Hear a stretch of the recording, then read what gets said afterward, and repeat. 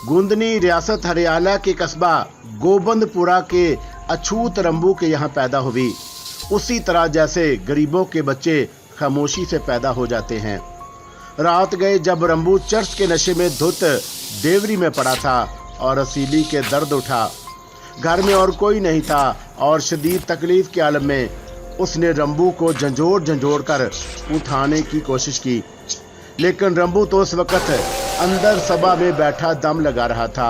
वो आंखें बंद किए मुस्कुराने के सिवा और कुछ ना कर सका। हाँ राज, हमने हमेशा के लिए तुम्हारे मन से ये ख्याल मिटा देने का फैसला किया है कि तुम कोई मामूली औरत हो। हमने हरियाणा की रियासत कानूनी तौर पर तुम्हारे हवाले कर दी है। कल से हम एक आम आदमी होंगे, सिर्फ तुम्हारे परस्तार और सिर्फ तुम्हारे दास। हरियाणा के सिक्कों पर अब तुम्हारी मूरत होगी। तुम हरियाणा की महारानी कहलाओगी, तुम हरियाणा की हुकूमत चलाओगी। महाराज राजकमल चीख पड़ी, हमारी तरफ से बधाई मुबारक हो। और ये आप क्या कह रहे हैं महाराज? राजकमल ने शदीद हैरत का मुजाहरा किया। सिर्फ कह नहीं रहे, कर चुके हैं राज, और हमने तमाम इंतजामात कर लिए हैं। कल हरियाणा का ताज सबके सामने तुम्हारे सर पर रख दिया जाएगा और हम रियासत से दस्तबरदार हो जाएंगे। नहीं नहीं, ये नहीं हो सकता महाराज, ये नहीं हो सकता। राजकमल ने प्रणाम लाल से लिपट गई। क्या तुम हमारी सौगंध भूल जाओगी राज? क्या आपने क्या कहा किया महाराज? ये आपने क्या किया? राजकमल रूंधी हुई आवाज में बोली और सिसकियां लेने लगी। अपने प्रेम का सबूत दिया है राज, और हमें उसका रत्ती बराबर ख्याल नहीं है। राजकमल हमारे ही हृदय का एक टुकड़ा है। हमें खुशी है कि हम अपनी राज के प्रेम का थोड़ा सा बदला दे सके। हम तुमसे दूर तो नहीं रहेंगे राज, हमेशा तुम्हारे साथ रहेंगे।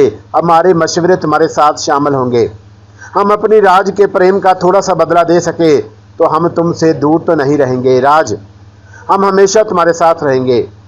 हम कभी तुम्हें परेशान ना होने देंगे महाराज। राजकमल प्रणाम लाल से लिपटी सिसकती रही। उसका दिल खुशियों से बिल्लियों उछल रहा था, लेकिन वो रो रही थी और न जाने रात के कौन से पहर तक ये ड्रामा जारी रखा। दूसरे दिन हरियाणा के लिए तारीखी दिन था। मुंह अंधेरे डूंडी पीटने वाले पूरे शहर में फैल गए। हरियाणा की मातहत तमाम राजे हरियाणा पहुंच चुके थे। ये राजकमल से वफादारी का ऐलान करने आए थे।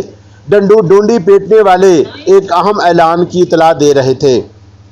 आज राज दरबार की रौनक देखने के काबिल थी। खास मौक़ों पर ये सब लोग जमा होते थे। चह मकोइयाँ हो रही थी। नया मंत्री प्रताप दयाल भी दरबार में मौजूद थे और मेहमानों से बातचीत कर रहे थे। फिर अचानक चौबेदारों ने प्रणाम लाल के आने की इतला दी और दरबार में खामोशी फैल गई। राजा प्रणाम लाल बड़े तमतराक से आए और दरबारियों ने प्रणाम लाल की जय के नारे लगाए, लेकिन उसके फौरन बाद ही चौबेदारों ने रानी राजकमल के आने की इतला दी और एक बार फिर खामोशी छा गई। आज राजकमल फिर से दरबार में पहली बार खुलकर आई थी। बहुत से लोग ऐसे भी थे जिन्होंने सिर्फ उसके हुस्न की तारीफ सुनी थी। उन्होंने उसे देखा और दिल पकड़ कर रह गए। रानी राजकमल भी एक सिंहासन पर बैठ गई। प्रणाम लाल ने मंत्री को भी इशारा किया और मंत्री जी उनके करीब पहुंच गए। चंद मिनट तक प्रणाम लाल से बात करते रहे, फिर सामने आकर खड़े हो गए। मित्रों, सरदारों, राजो, आज का दिन हरियाणा की तारीख में एक अहम हैसियत रखता है। महाराज प्रणाम लाल ने रियासत मुंतकिल करने का फैसला किया है। यह फैसला किसी सियासी दबाव या किसी किस्म के दबाव से नहीं किया गया, बल्कि प्रणाम लाल जी अब आराम करना चाहते हैं। उनका ख्याल है कि रानी राजकमल रियासत के कामों को ज़्यादा खूबी से अंजाम दे सकती है और वो एक अच्छे जहन की मालिक हैं। प्रणाम लाल जी उन्हें खूब परख चुके हैं, इसलिए आज से रियासत हरियाणा में महारानी राजकमल का हुक्म चलेगा। रियासत हरियाणा महारानी राजकमल को सौंप दी गई है और वही उसके स्याह सफ़ेद की मालिक हैं। आप सबको रानी राजकमल का वफादार बनना पड़ेगा। आप में से किसी को एतराज़ है? मंत्री जी ने खामोश होकर दरबारियों की शक्ल देखी, लेकिन दरबारी तो सकते में थे। उन्हें गुमान भी नहीं था कि इतना बड़ा फैसला होने वाला है। बहरहाल एतराज़ किसी ने नहीं किया और बेदस्तूर खामोशी छाई रही। मित्रों, और तुम्हें अभी थोड़ी देर के बाद रानी जी के सामने वफादारी का ऐलान करना होगा। क्या तुम उसके लिए तैयार हो?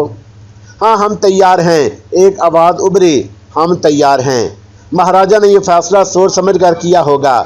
हम तैयार हैं, चारों तरफ से आवाज़ें उभरी। राजकमल का दिल कमल की तरह खिल उठा। तब महाराज प्रणाम लाल उठे। उन्होंने अपने सर से ताज उतारा और रानी के कदमों में पहुंच गए। फिर उन्होंने रानी को खड़ा करके ताज उनके सर पर रख दिया। महाराज, रानी राजकमल की जय, हरियाला की महारानी की जय। फिजा जोरदार नारों से गूंज उठी। प्रणाम लाल ने अपनी कमर से तलवार खींची, दो जानू झुके और तलवार राजकमल के चरणों में रख दी और फिर वह लरसती हुई आवाज में बोले, रानी राजकमल की जय। मैं अहद करता हूँ कि हमेशा रानी राजकमल का वफादार रहूँगा। मैं भगवान की सौगंध खाकर कहता हूँ कि हमेशा रानी राजकमल का वफादार रहूँगा। राजकमल सीना ताने खड़ी थी। बात बन चुकी थी और अब ये ज़रूरी नहीं था कि वो किसी और किस्म की अदाकारी करती। और फिर मंत्री जी ने वफादारी का अहद किया और उसके बाद एक एक करके उमरा राजे आते रहे और अहदे वफादारी करते रहे। ढूंढी पीटने वाले नई इतला लेकर शहर में फैल गए। जिसने सुना इंग्लिशे बंदा रह गए। यूं राजकमल हरियाला की किस्मत की मालिक बन गई और यूं रंबू चमार की खोली में रसीली के बतन से पैदा होने वाली, जिसका बाप नामालूम था और जिससे खुद रसीली तक ना वाकिफ थी, रियासत हरियाला की महारानी बन गई। राजकमल ने हुकूमत शुरू कर दी। उसने प्रताप दयाल के साथ मिलकर बहुत से मंसूबे बनाए और उन पर एक एक करके अमल करने का फैसला कर लिया। वह हरियाला की आवाम को मुट्ठी में लेना चाहती थी। चंद नए महकमे वजूद में आए। हरियाला की मंजमत दौलत हरकत में आ गई। रानी कमल कुछ करके दिखाना चाहती थी, पर नाम लाल की तरफ से किसी रोक टोक का सवाल ही नहीं था। वो दरबार में एक मशीर की हैसियत से आते और निहायत खुशी से मशीर की गद्दी पर बैठते। राजकमल ज़रूरी मामलात में उनसे मशवरे भी करती थी और उनके अच्छे बुरे होने पर बहस भी करती थी। कुछ अरसे के लिए उसने इश्क के किस्से पसे पुष्ट डाल दिए थे। प्रताप दयाल के इख्तियारात बेपनाह बढ़ चुके थे। अब की उसकी हैसियत भी राजा की सी थी। मंत्री महाराज को पहली बार मुकम्मल इख्तियारात मिले थे। उनके लिए एक आलीशान महल तामीर हो रहा था। रियाया की देखभाल भी उन्हीं के सुपुर्द थी। लेकिन इस अरसे में उन्हें राजकमल की आगोश से दूर रहना पड़ा था और वो बड़े बेचैन थे।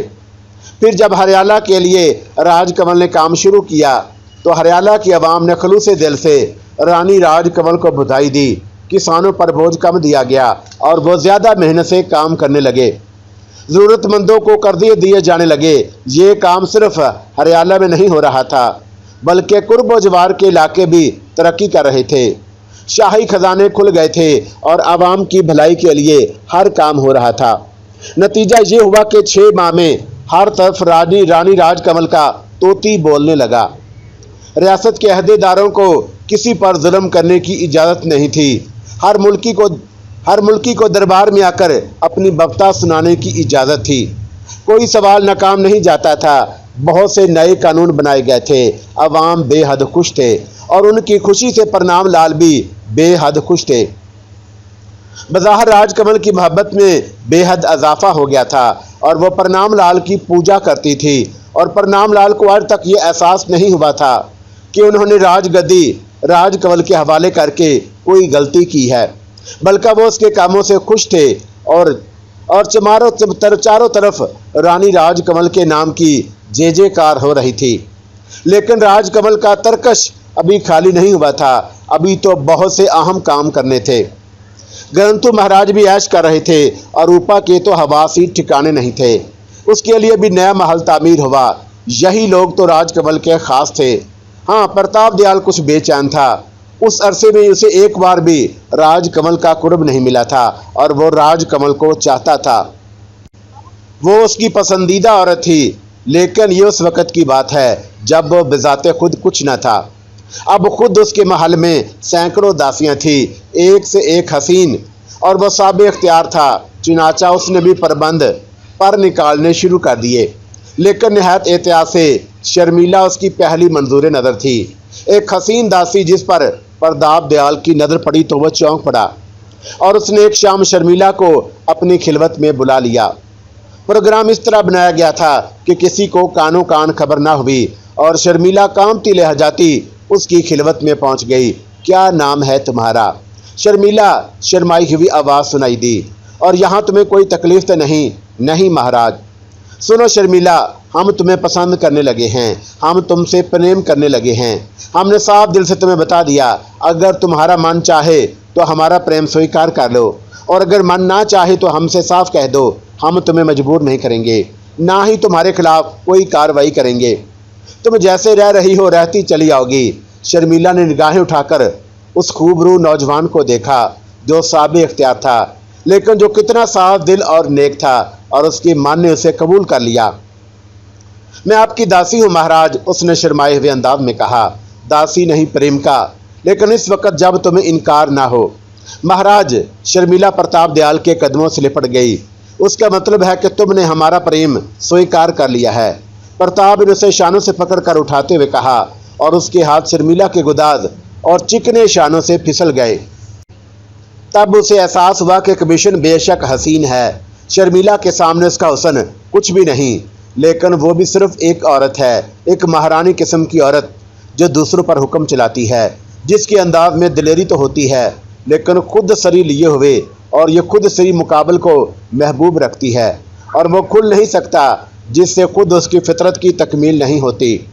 औरत की ज़रूरत शर्मिला से भी पूरी हो सकती है, फिर सिर्फ राजकमल के लिए क्यों सुलगा जाए। और अब वो रानी बन चुकी है और उसकी परवाज़ और बुलंद हो चुकी है, चुनाचा उसकी खुद ज़रीबी बढ़ गई होगी।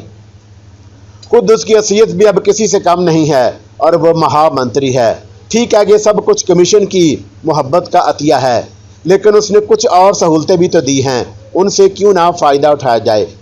चुनाचा उसने शर्मिला को उठाकर सीने से लगा लिया। हम तुझे दासी से कुछ और बना देंगे शर्मिला, तू लोगों की निगाहों में दासी रहेगी, लेकिन हमारी निगाहों में कुछ और होगी। उसने शर्मिला के रस भरे होंठों को चूमते हुए कहा और शर्मिला उसके बाजुओं में फिसल गई। और फिर प्रताप को एहसास हुआ कि शर्मिला राजकमल पर फौकियत भी रखती है। राजकमल ने अपनी जवानी की कीमत वसूल करने के लिए पहले उसे प्रणाम लाल के हवाले किया था और फिर उसके हाथ लगी थी। राजकमल उसे वो कुछ ना दे सकी थी जो शर्मिला ने दिया था, इसलिए शर्मिला उसकी निगाहों में कुछ और हसीयत इख्तियार कर गई, लेकिन उसके बावजूद वह मोहतात रहना चाहता था। राजकमल की हसीयत अब कुछ और थी, उसका गुस्सा नुकसान भी पहुंचा सकता था। वो उसके हाथों में खिलौना थी और उसके राज प्रताप को मालूम थे, लेकिन फिर भी वह जानता था कि राजकमल जितनी हसीन है उतनी ही खतरनाक भी। उसने शर्मिला की हसीयत बदल दी, लेकिन राजकमल की तरफ से वो बहरहाल होशियार था। अब उसकी हर रात शर्मिला के आगोश में बसर होती, लेकिन राजकमल के सामने वो अपनी आंखों में प्रेम सजाए रहता। और आज कई दिन के बाद उसे राजकमल से तन्हाई में मिलने का मौका मिला था। कमीशन, उसने जज्बाती अंदाज में कहा और कमीशन मुस्कुराने लगी। क्या बात है प्रतापी, उसने मस्ती भरी आवाज में कहा। क्या अब मैं तुमसे दूर चला गया हूँ कमीशन? प्रताप ने पूछा। तुम क्या महसूस करते हो? ये तवील जुदाई मेरी हालत उस प्यासे की सी है जो कुएं के करीब बैठा हो लेकिन पानी उसकी पहुंच से बाहर हो। क्या तुम मसलत के कायल नहीं हो प्रताप? मसलत? मैं तो कायल हूँ राज, लेकिन यह कम वक्त दिल नहीं मानता। ये अपनी प्रेमिका को अपने नज़दीक देखना चाहता है। अभी इंतज़ार करना होगा प्रताप, अभी देर लगेगी। अभी बूढ़ा प्रणाम लाल जिंदा है और उसके बाद तुम्हारे सिवा और कौन होगा। सब्र से इंतज़ार करो प्रताप। बहुत सी निगाहें हमारी तरफ हैं और वो उन वाक़यात का जायज़ा ले रही हैं। धीरज रखो, सब कुछ तुम्हारा ही है, राजकमल ने कहा और प्रताप एक ठंडी सांस लेकर रह गया। क्यों, क्या सोचने लगे? राजकमल ने मुस्कुराते हुए कहा। कुछ नहीं कमीशन, और मैंने अब एक फैसला किया है। वो क्या? अब मैं तुमसे अपने शौक का इजहार नहीं करूंगा, और वो इस साल तक जब तक कि तुम ये ना कह दोगी कि अब समय आ गया है। ये मेरे और तुम्हारे दोनों के लिए अच्छा होगा प्रताप। प्रणाम लाल की ज़िंदगी में अगर हमारा राज खुल गया तो हम ये सब कुछ हमसे ये छीन भी सकता है, राजकमल ने बेरहमी से कहा और प्रताप खामोश हो गया। लेकिन दिल ही दिल में वो सोच रहा था कि ठीक है महारानी जी, तुम राज करती रहो और बूढ़ी हो जाओ, मैं अब बेवकूफ़ी के दौर से निकल गया हूँ। वो राजकमल के पास से रुखसत होकर गया, लेकिन राजकमल इसके बारे में सोचती रही। बेशक अब उसे भी बूढ़े परिणाम से घिन आने लगी थी। राजगद्दी से बटने के बाद तो वो और भी बूढ़ा होता जा रहा था। अब उसके जज्बात भी वो मसनूई कशिश नहीं रह गई थी। बस किसी बूढ़े गिद्ध की तरह वो राजकमल से लिपटा हुआ था। चुनाचा राजकमल अब उससे जल्द अज जल्द छुटकारा पाना चाहती थी और उसके लिए उसके पास एक बेहतरीन प्लान मौजूद था। उसने पहले श्री नाम और फिर हरीलाल और दूसरे आदमियों को आसानी से कत्ल करा दिया था, लेकिन परनाम लाल को कत्ल कराना आसान नहीं था। अव्वल तो भगवान दास ही दुनिया में नहीं था, वो होता भी तो परनाम लाल को कत्ल कराना हंसी खेल नहीं था। दूसरे, उसके मौत का राज खुल भी जाता तो परनाम उसे संभाल सकता था। परनाम लाल अगर किसी ऐसी मौत मारा गया तो सोचने वाले ये उसकी तरफ देख सकते हैं। चालाक दिमाग कम से कम शुबा तो कर सकते हैं। और ये हर चंद के राजकमल ने रियाया को एतमाद में ले रखा था, लेकिन उसके बावजूद परनाम लाल रियासत के राजा थे और उसके पुरखे भी यहाँ हुकूमत करते चले आए थे। चुनाचा राजकमल अपने खिलाफ किसी नफरत को जन्म देना नहीं चाहती थी। परनाम लाल से छुटकारा हासिल करने के लिए उसने बहुत गहरी स्कीम बनाई थी, जो मामूली बात नहीं थी, लेकिन उस स्कीम पर अमल करना चाहती थी। चुनाचा आज प्रताप से गुफ्तगू के बाद उसे एहसास हुआ कि वह अपनी जवानी को बूढ़े परनाम लाल के हाथों पामाल होने से बचा ले।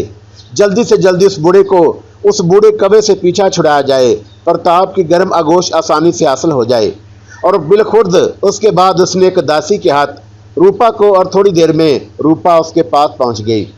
रूपा ने उसी मोहब्बत से राजकमल को गर्दन में बाहें डाली और बोली, खैर तो है महारानी जी, ये दासी कैसे याद आ गई? कैसी हो रूपा? रानी के राज में रूपा को कोई नहीं रोक सकता। रूपा ने मोहब्बत से कहा, मैं देख रही हूँ कि तुम कुछ मोटी होती जा रही हो। मोटी? और रूपा ने हैरत से कहा, हाँ, और मोटी हो गई तो तुम्हारे हुस्न को घिन लग जाएगा। और रानी जी कोई काम भी तो नहीं बताती। रूपा ने राजकमल का मतलब समझ कर कहा, काम तो बता दूं, लेकिन इस बार जो काम मैं तुम्हारे सुपुर्द करना चाहती हूँ वो बहुत कठिन है। कितना कठिन? रूपा ने पूछा। इतना कि शायद तुम घबरा जाओ। अपने रानी के काम से घबराऊंगी? क्या रानी जी को रूपा से ये उम्मीद है? नहीं मेरी प्यारी सखी, मुझे तेरे ऊपर विश्वास है, मगर काम वाकई कठिन है। मैं तुम्हारे लिए अग्नि के समुद्र में भी छलांग लगा सकती हूँ महारानी। अगर मैं तुझे 1 साल के लिए बिन बास दे दूँ तो मैं खुशी से कबूल कर लूँगी। मैं तेरे प्रभु को तुझसे जुदा कर दूंगी तो मैं खुशी से जीवन दे दूंगी। इतनी मजबूत है? हाँ, रूपा ने खुद एतमादी से कहा।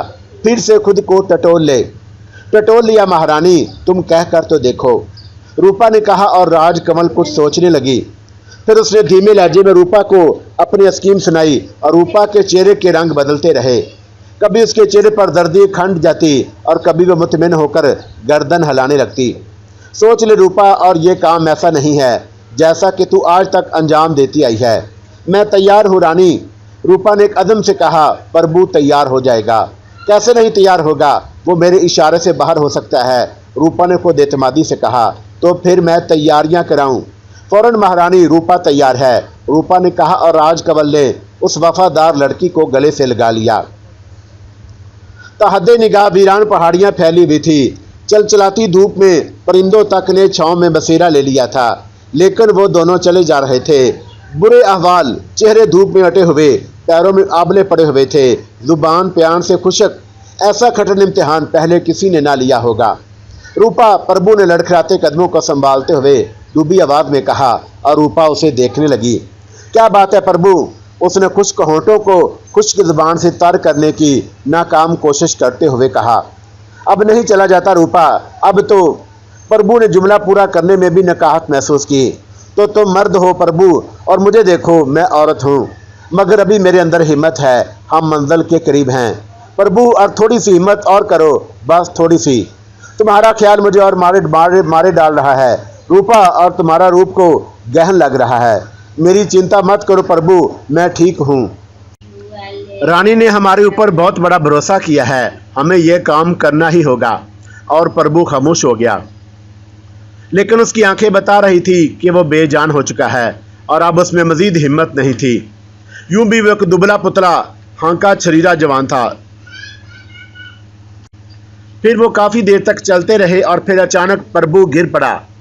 प्रभु की यह निस्बत वो काफ़ी सख्त जान थी और उसने घबराए हुए अंदाज में प्रभु को देखा और फिर चारों तरफ देखने लगी, लेकिन ये और ना जाने उसकी निगाहों को धोखा हुआ।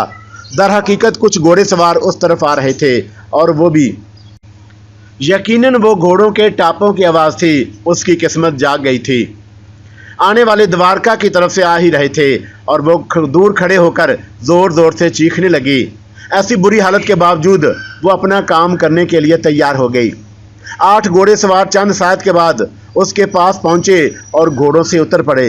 वो उन दोनों की तरफ देखकर खड़े हो गए और रूपा ने बेहोश प्रभु का सर अपने जानों पर रख लिया। कौन हो तुम लोग? एक आदमी ने आगे बढ़कर कहा। एक मुअम्मर लेकिन नरम दिल आदमी मालूम होता था। महाराज, मेरा घर वाला महाराज, बचाओ, इसे बचाओ, फटी हुई आवाज़ में बोली और उसकी आंखों से आंसू जारी हो गए। देखो इसे। मुअम्मर आदमी ने अपने साथियों की तरफ देखा और सब आगे बढ़ आए। रूपा प्रभु को छोड़कर और वो लोग प्रभु की देखभाल करने लगे और छागलों में मुंह पर पानी टिपकाया गया और उसके अलावा उन्होंने छागल का मुंह खोलकर उसे भी पानी पिलाया था। दूसरी तरफ से मुअम्मर आदमी कह रहा था कि तेरे ऊपर क्या विपदा आन पड़ी है बेटी, भगवान के लिए मुझे पानी पिलाओ, मैं मर जाऊंगी। रूपा ने इल्तिजा की और मुअम्मर आदमी ने जल्दी से एक आदमी से छागल लेकर उसे पानी पिलाया। रूपा ने थोड़ा सा पानी अपने चेहरे पर भी मिला और किसी कदर पुरसकून हो गई।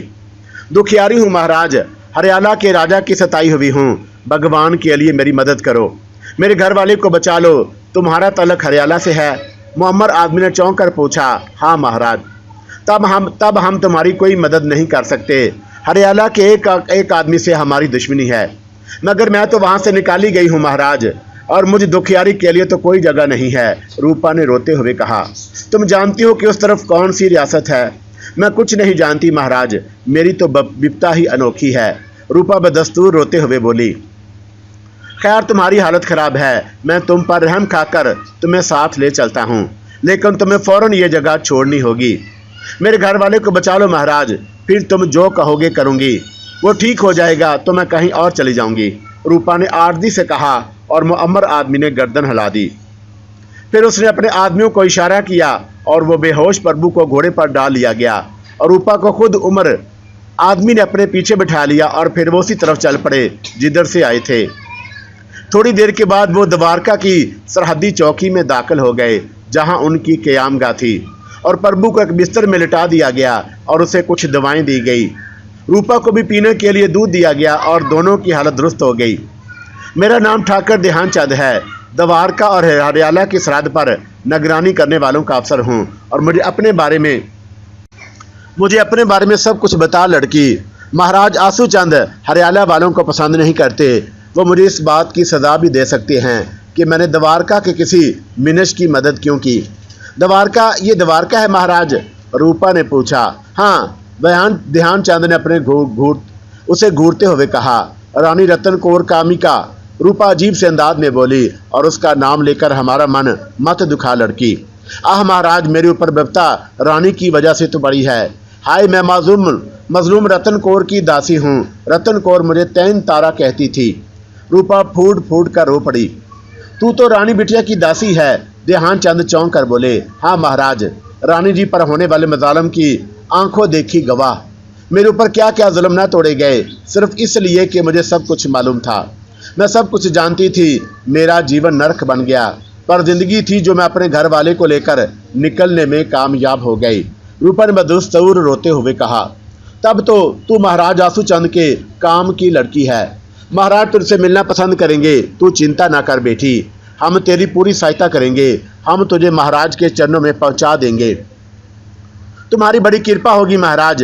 मैं ठाकर आसूचंद को रानी जी की विपता सुनाऊंगी। उन्हें बताऊंगी कि रानी रतन कौर पर क्या क्या जुल्म किए गए और मुझे उनके पास पहुंचा दो। आज रात इंतज़ार कर, यहाँ तुझे कोई तकलीफ ना होगी। तेरे घर वाले में भी जान आ जाएगी।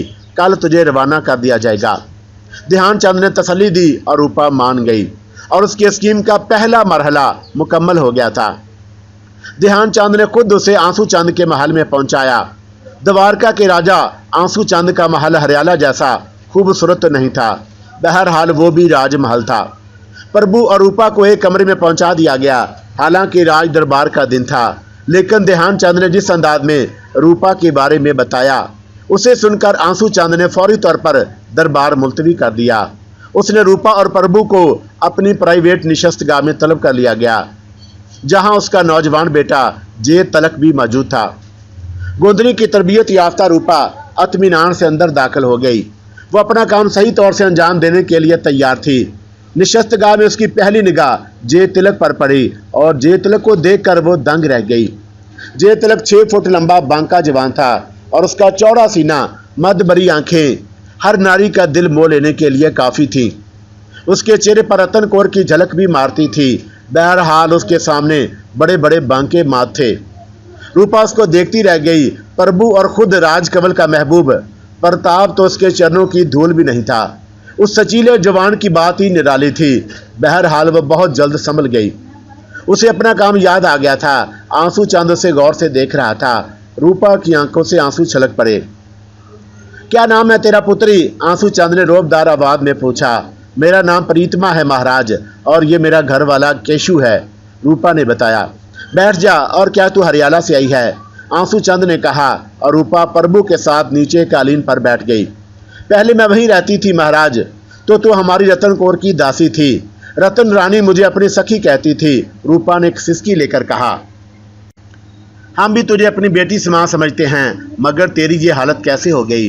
बड़ी लंबी कहानी है महाराज, हम सुनेंगे तो बेफिक्र होकर कह। इस बार जे तलक ने पटदार आवाज में कहा और रूपा उसे देखने लगी और फिर उसके मुंह से सिसकियां जारी हो गईं।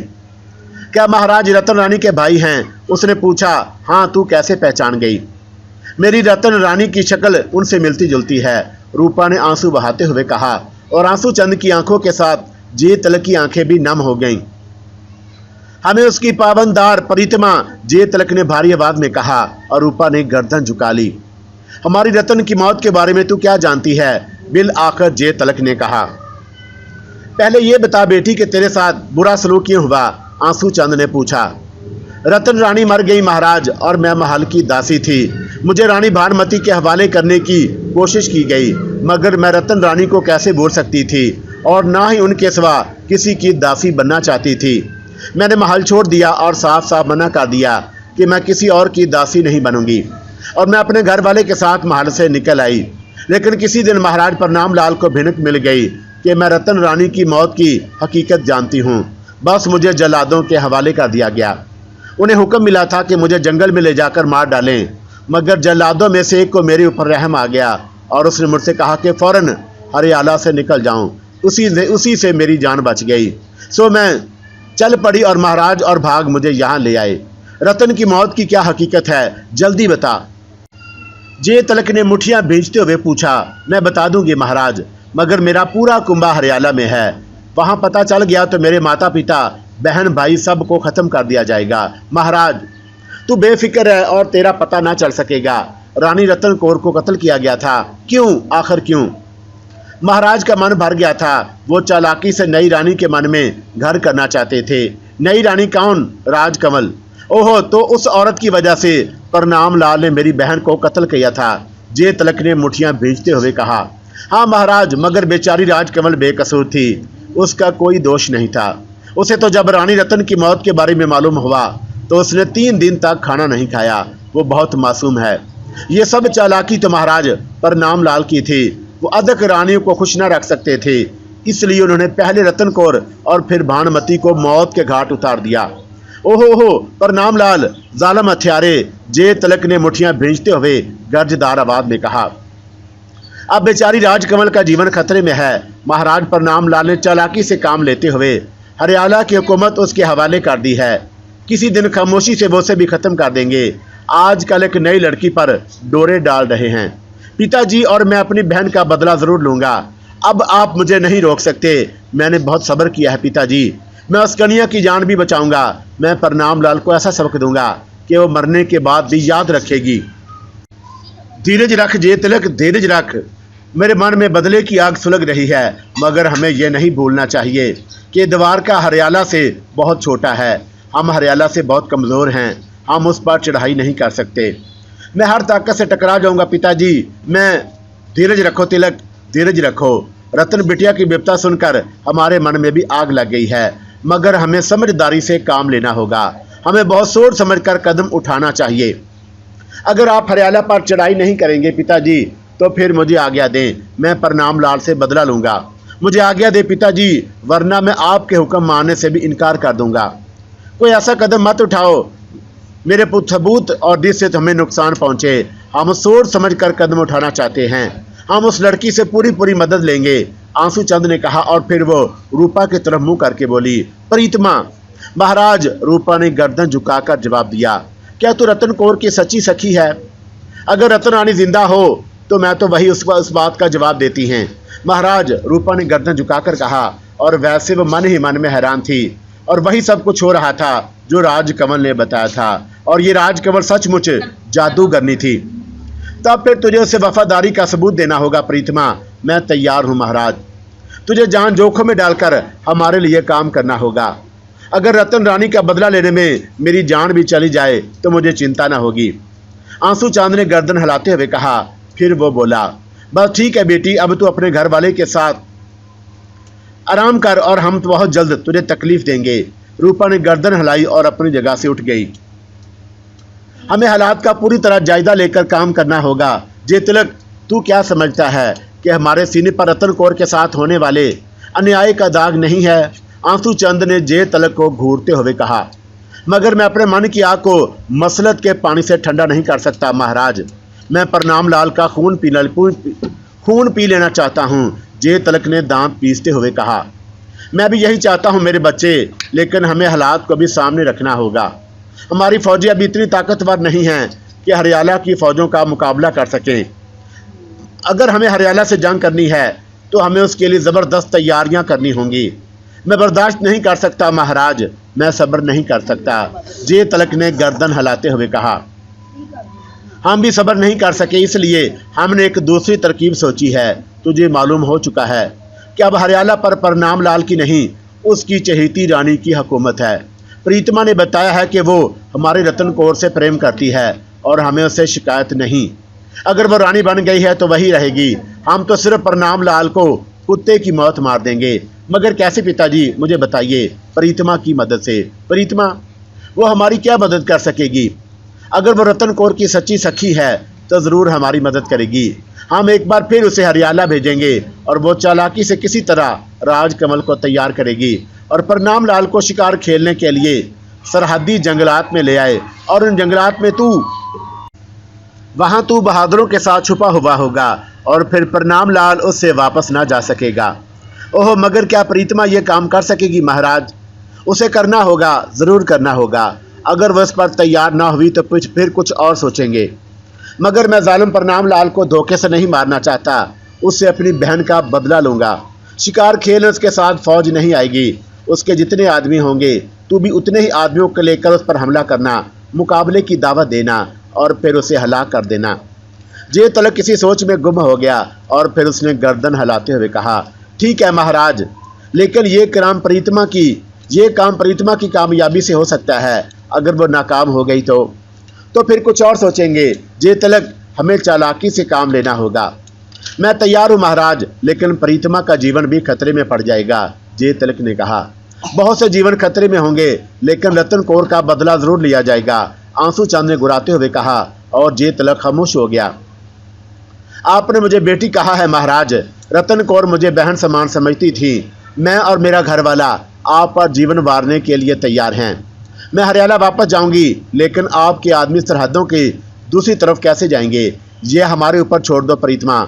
हम ऐसे रास्ते इख्तियार करेंगे जिधर से सरहद पार करने के बारे में सोचा भी नहीं जा सकता, और तुम्हें भी आराम से सरहद पार करा दी जाएगी। ये सब हमारी जिम्मेदारी है, तुम सिर्फ अपनी हामी भरो। मैं तैयार हूँ महाराज, रूपा ने चालाकी से गर्दन हिलाते हुए कहा। रतन कौर जुल्म का शिकार हो चुकी थी प्रीतमा। मेरी और कोई बेटी नहीं है और मैं तुझे अपनी बेटी बनाऊंगा, और उस काम के बाद तू प्रेमिका के महल में रहेगी, आंसू चंद ने मुतासर होकर कहा। महाराज की दिया है, रूपा ने गर्दन झुकाते हुए कहा। बस तू चंद दिन आराम कर, हम तैयारियां मुकम्मल कर लें, आंसू चंद ने कहा, और रूपा प्रभु के साथ वापस महल में आ गई। प्रभु किस कदर हैरान था। अपने कमरे में आकर उसने कहा, क्या यह सब कुछ रानी राजकमल की इच्छा के मुताबिक है?